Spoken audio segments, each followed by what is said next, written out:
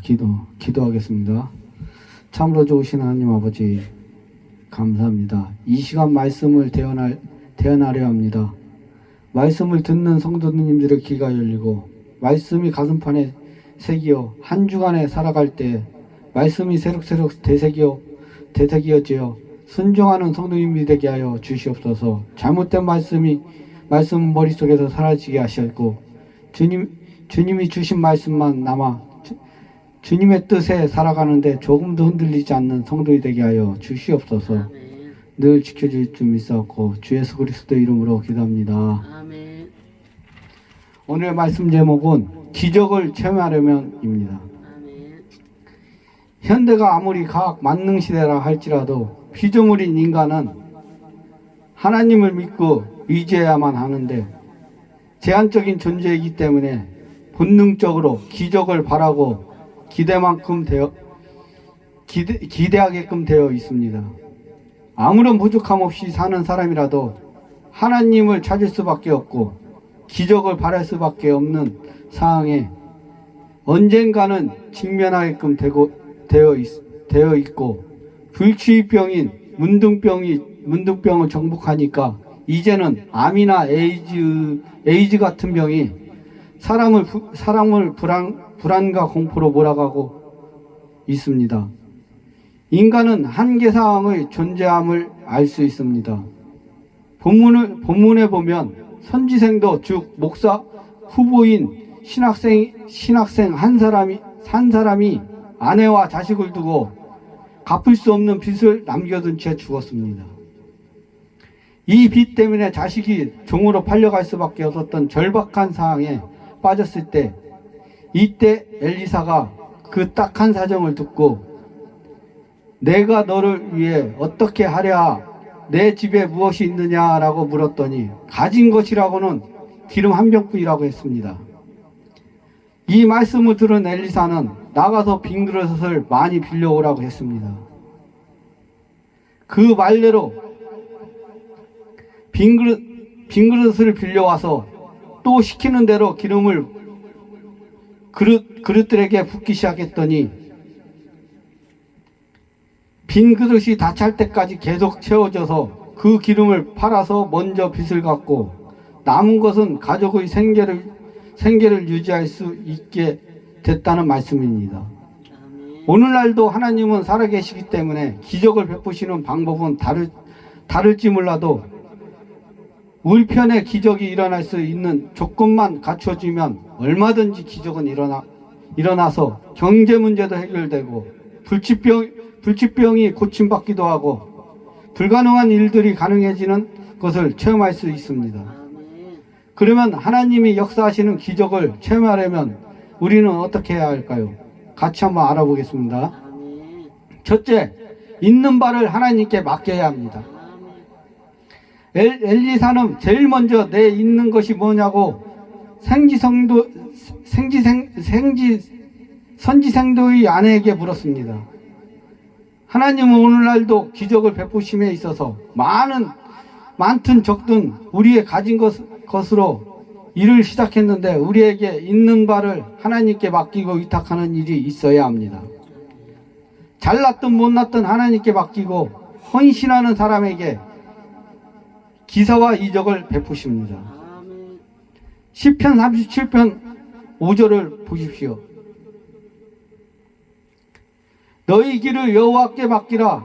저를 의지하면 저가 이루고 내 일을 빛같이 나타내시며 내 공의를 정오의 빛같이 하시리로다 라고 말씀하셨고, 잠언 16장 3절에는 너희 행사를 여호와께 맡기라. 그리하면 너희 경영하는 것을 이루리라 라고 말씀하셨는데, 많은 사람들이 하나님께 맡기거나 의지하지는 않고 하나님이 기적만 바라는 것을 볼 수 있습니다. 오병이어로 5,000명을 먹이고 남은 기적을 행하실 때도 비록 보잘것없는 보리떡 5개와 물고기 2마리이지만 그 어린 소년이 예수님의 손에 맡길 때 축사하시고 이적이 행하셨습니다. 많고 적은 것이 문제가 아니고 잘났고 못났고가 문제가 아니라 하나님께 전적으로 맡기고 의지하는 신앙이 있느냐 없느냐가 문제인 것입니다.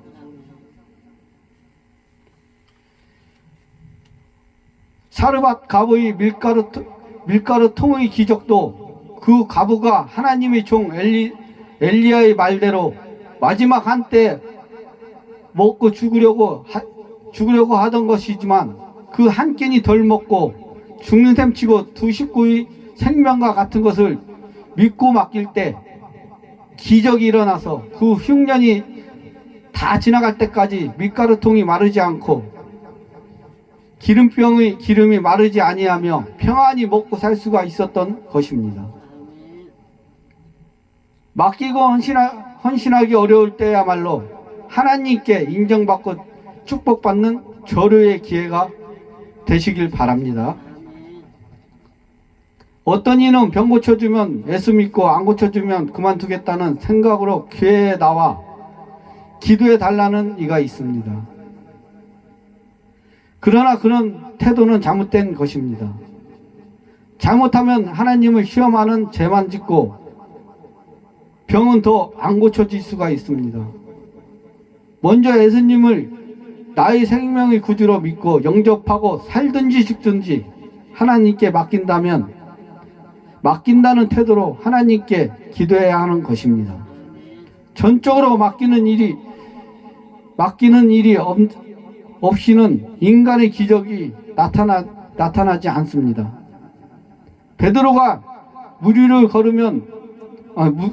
걸었던 것은 예수님의 말씀을 믿고 그 시퍼런 바닷물에 목숨 걸고 물을 내어 맡길 때 걸을 수가 있었던 것입니다. 고아의 아버지 조지 블러 씨가 전국 고아를 다 모아놓고 나서 자기 가진 것이라고는 1파운드며 실링밖에 안 되는 것을 몽땅 하나님께 내어놓고 하나님께 간구하기 시작했습니다. 그는 평생 5만 번도 넘는 기적적인 기도의 응답을 받았으며 수천 명의 고아를 먹여 살렸습니다. 이와 같이 자신이 온전히 주님께 헌신하고 비우면 우리 속에 하나님이 놀라운 능력이 역사하고 생수가 강같이 흘러 넘치게 되는 것입니다. 하나님께 모든 것을 맡기고 헌신하는 것이 기적의 첫째 조건입니다. 두 번째, 끝까지 기다려야 합니다. 본문에 나오는 선지생도의 집에도 남편이 맡긴 빚더미를 안고 힘겹게 살아가다 그나마 마지막 기름 한 병이 남았을 때 하나님의 기적이 나타났습니다. 하나님은 최후에 도우시는 분이십니다. 바닥을 봐야 통하는 길이 열린다는 옛말이 있습니다. 홍해 바다를 가르실 때 10리나 20리 전부터 미리 갈라지게 하신 것이 아니라 뒤에 애국 군사가 추격해 오는 가운데 이스라엘 백성이 홍해 바다에 이르러 빠져 죽거나 해야 할 막판에 이르서서야 홍해가 갈라져서 육지같이 건너게 되었고 뒤따라오던 애국 군사는 합장되면서 수장하게 되었습니다. 요단강을 건널 때에도 법궤를 맨 제사장들이 발이 요단강에 닿는 순간에 갈라지기 시작했습니다. 하나님은 최후에 도우시는 분임을 믿고 끝까지 기다려야지 끝까지 가보지 않고 중간에 낙심하는 사람은 하나님의 기적과 축복을 결코 체험할 수 없는 것입니다. 고린도전서 10장 3절에 사람이 감당할 시험밖에는 너희에게 당한 것이 없나니 오직 하나님은 미쁘사 너희가 감당치 못할 시험당함을 허락치 아니하시고 시험당할 즈음에 또한 피할 길을 내가 너희로 능히 감당하게 하시느니라 라고 하였습니다. 어떤 의미에서는 하나님은 우리가 견디다 쓰러지기 직전에 건져주시는 분입니다. 인간의 끝은 하나님이 시작이다라고 했고, 인간의 절망은 하나님이 기회다라고 했습니다. 그러므로 이미 끝났다고 절망할 때가 시작일 수가 있습니다. 그리스도인들에게는 죽음도 결코 종점이 될 수 없습니다. 엘리엇이라는 선교사는 땅과 재산을 다 들여 병원을 건축하였는데 홍수가 나면서 다 무너져 떠내려갔습니다. 절망하여 엎드린 가운데 하나님의 음성이 들려왔습니다. 나는 아직도 너희 하나님이다 라고 음성이 들려왔습니다. 지금도 너는 나를 신뢰할 수 있느냐 하는 미세한 음성이었습니다. 그리고 나서 약혼자 엘리자벳에게 편지하면서 이제 나의 수고는 물거품이 되었지만 하나님께서 다시 시작할 것입니다 라고 말했습니다. 요한계시록 3장 10절에 보면 내가 나의 인내의 말씀을 지켰은즉 내가 또한 너를 지켜 시험할 때를 면하게 하리니 하였는데 이는 끝까지 참고 하나님의 말씀을 지켜나가야 한다는 말씀입니다. 기도의 응답도 하나님의 약속의 성취도 끝까지 참고 견디는 자라야 받습니다. 여러 해 전에 부동산 붐이 한참일 때 부동산 매매로 많은 돈을 버는 사람들이 있었는데 그의 스승이 되는 교장 선생님이 퇴직하면서 얼마 탄 것을 맡기면서 좀 돈을 불려달라고 부탁을 했습니다. 그 사람이 마포 어느 곳에 땅을 몇백 평 사들였는데 웬일인지 도무지 땅값이 오르지 않았습니다. 그러자 자기는 많은 돈을 벌면서 스승은 이렇게 대접한다고 땅을 팔아 버렸습니다. 그런데 하필이면 판지 2달도 안 돼서 길이 뚫리고 개발이 되면서 땅값이 한 20배가 오르더랍니다. 끝까지 믿고 기다려야 하는데 많은 성도님들이 끝까지 기다리지 못하고 낙심하기 때문에 약속의 성취와 하나님의 기적을 체험하지 못하는 것입니다. 우리도 늘 주님 앞에 무릎 꿇고 기도할 때 주님이 들어주시지 그렇지 않으면 들어주시지 않습니다. 나아만 장군의 문둥병이 요단강물을 5번 6번 들어갔다 나올 때까지 낫지 않았습니다. 마지막 단계 7번 들어갔다 나온 다음에야 어린아이처럼 살갗이 휘어져 깨끗하게 나왔습니다. 이게 바로 기적입니다.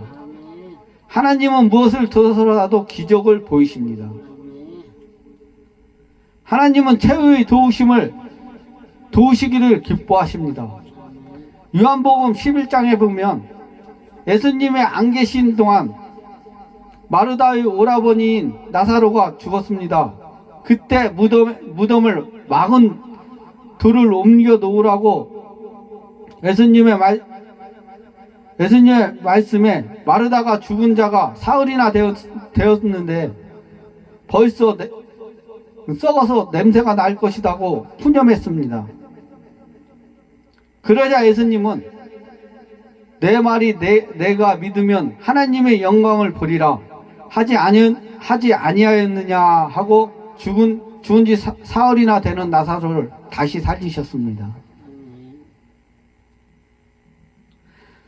죽은 이후에도 하나님의 기적은 일어납니다. 우리는 하나님의 말씀을 거역해서는 아니 됩니다. 여리고성이 무너질 때 엿새 동안 돌 때까지 금도 가지 않고 무너질 조짐도 보이지 않았습니다. 마지막 날 마지막 7바퀴를 완전히 돈 다음에야 그 철벽같이 견고하고 단단한 여리고성이 와르르 무너졌습니다. 하나님의 기적을 체험하려면 끝까지 믿고 기다려야 합니다. 절대 중간에 낙심하거나 포기하지 마십시오. 세 번째, 순종하는 믿음이 있어야 합니다. 이 선지생도의 아내가 엘리사의 말대로 다 믿고 순종했을 때 기적이 나타났습니다. 순종하는 믿음이 없으면 기적이 나타나지 않습니다. 내 인생의 판단으로 불가능해 보여도 계산과 타산으로는 맞지 않는 것 같아도 믿고 순종해야 합니다. 눈으로 보기에는 어떻든지, 귀에 무슨 소리가 들리든지, 감각으로 느끼기에는 어떤지 말씀대로 믿고 순종하며 나아가야 합니다. 그럴 때 하나님의 기적이 일어나는 것입니다. 예수님께서는 갈릴리 가나 혼인잔치 집에서 물로 포도주를 만드시는 기적을 행하실 때 물을 떠오라 하면 떠오고 항아리에다가 채우라 하면 다 채우고 떠다 대접하라 할 때 그대로 믿고 순종할 때 물이 포도주로 변했습니다. 연회장은 그 맛있는 포도주가 어디서 생겼는지 몰라도 물 떠온 하인들은 알 것입니다. 즉 믿고 순종해야 기적을 체험한다는 것입니다. 예수님은 그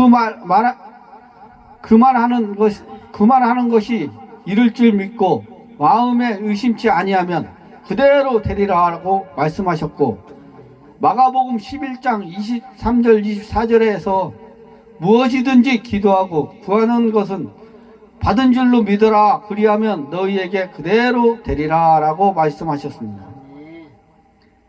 하나님과 그분의 말씀 앞에 자신의 경험과 지혜와 모든 것들을 내려놓고 온전히 순종할 때 기적이 나타남을 믿으시기 바랍니다. 하나님은 오늘도 여전히 살아계시며 믿고 구하는 자들에게는 크신 능력으로 기적을 베푸십니다. 그것은 자신의 가진 바를 전폭적으로 하나님께 맡기고 의임하며 기적이 나타날 때까지 믿고 기다리고 순종하는 자만이 체험할 수 있는 것입니다. 부디 하나님의 기적을 날마다 피부로 생생히 체험하며 사시는 성도 여러분이 되시길 주님의 이름으로 축원합니다. 기도합니다. 할렐루야. 참으로 좋으신 하나님 아버지 감사합니다. 이 시간 말씀으로 대언하였습니다. 이 말씀을 듣고 순종하며 믿는 성도들이 되게 하시고 주님만 바라보며 살아가는 주님의 자녀들이 되게 하여 주시옵소서. 아멘. 주님만 의지하며 믿는 자가 되게 하시고 사탄마귀 또한 틈타지 않게 하여 주시옵소서. 늘 지켜주실 줄 믿사오며 예수 그리스도 이름으로 기도드렸사옵나이다. 아멘.